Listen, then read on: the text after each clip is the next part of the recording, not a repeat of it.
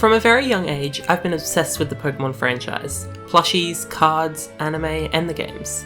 If it was related to Pokémon, I wanted it.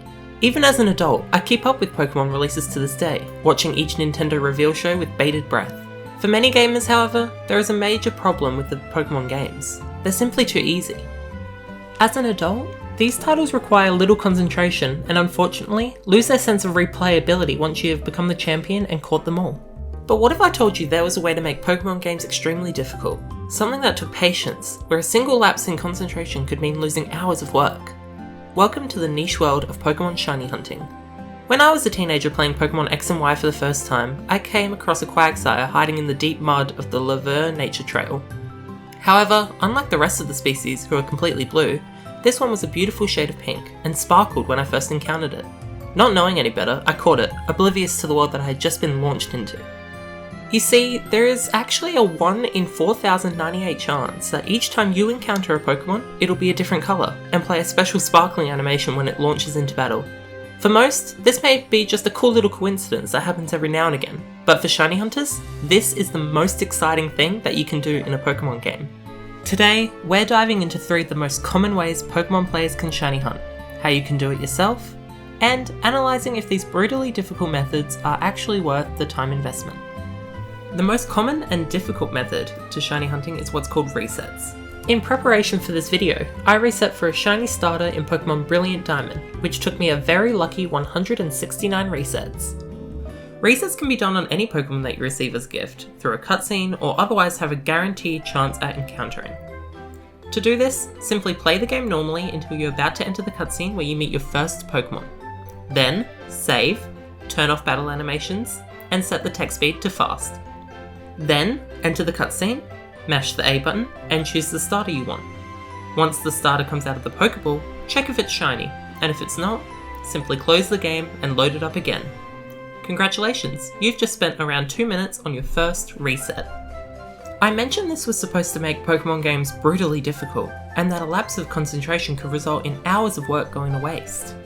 But so far, this has seemed quite easy, right? After all you need to do is press A. However, considering the odds of a Pokemon being shiny, 1 in 4,098, you can see just how difficult this could be.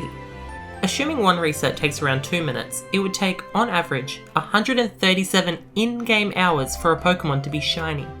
137 in-game hours is a long period to be fully focused, and with such a menial task, it's easy for your mind to wander elsewhere for just a split second too long.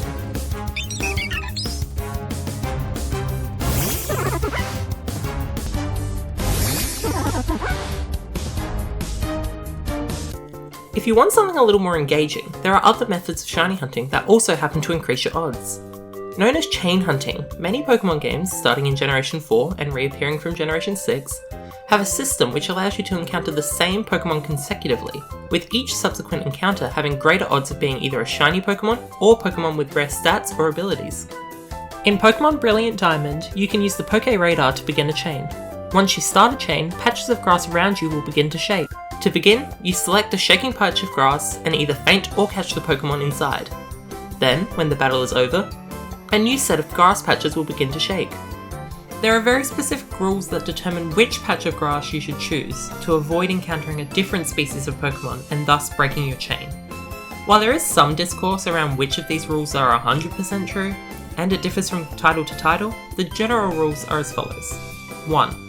Always choose a patch of grass at least 4 patches of grass away from you. 2. Avoid patches of grass that are directly on the outside of the grass border. For example, there is no additional grass patch to the left or right of it. 3. Pick the patch of grass that is shaking the most. 4. If none of these patches match the criteria, use the Poke Radar again to create new shaking patches. Unfortunately, even if you follow these rules exactly, there is still a chance that the chain will break randomly. This is especially true if you choose to only feint the Pokemon you encounter, rather than catch them. However, if you manage to make it to a chain of 40 encounters, each reset of the Poke Radar gives you around a 1 in 100 chance to find a shiny grass patch, which guarantees a shiny Pokemon. This, to me, is the peak of shiny hunting. Having to make decisions as to where you move, which grass patches you search, as well as ensuring you have the right items to avoid otherwise avoidable chain breaks.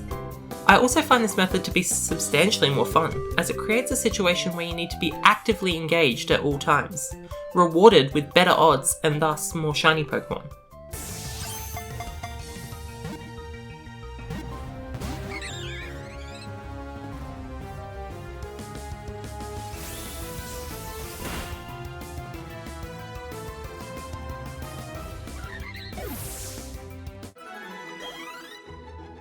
While there are other methods specific to certain games, there is one other method popular with shiny hunters which also happens to have some of the best odds and fastest possible shiny outcomes.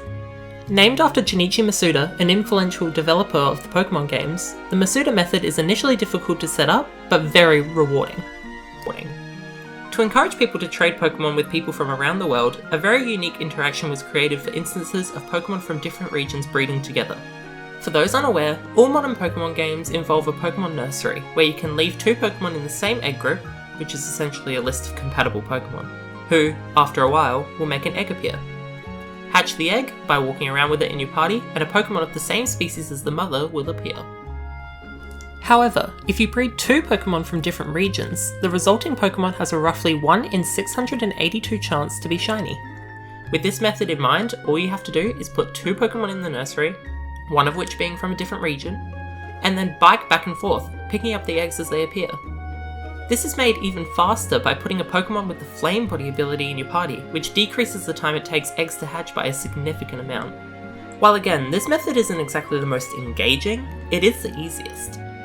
In fact, I spent my time shiny hunting while watching videos, listening to music, and editing the visuals for this video.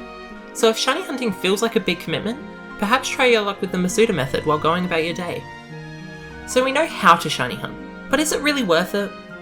Well, for most, I would probably say no, especially not the first full odds method. But, if I'm honest, when I saw that Turtwig sparkle, there was a true sense of exhilaration, awe, and excitement that is hard to replicate. Sure, it may only be a Pokemon with a different colour to most, but for me, it represents dedication, triumph, and memories playing one of my favourite games of all time. And to me, that is priceless.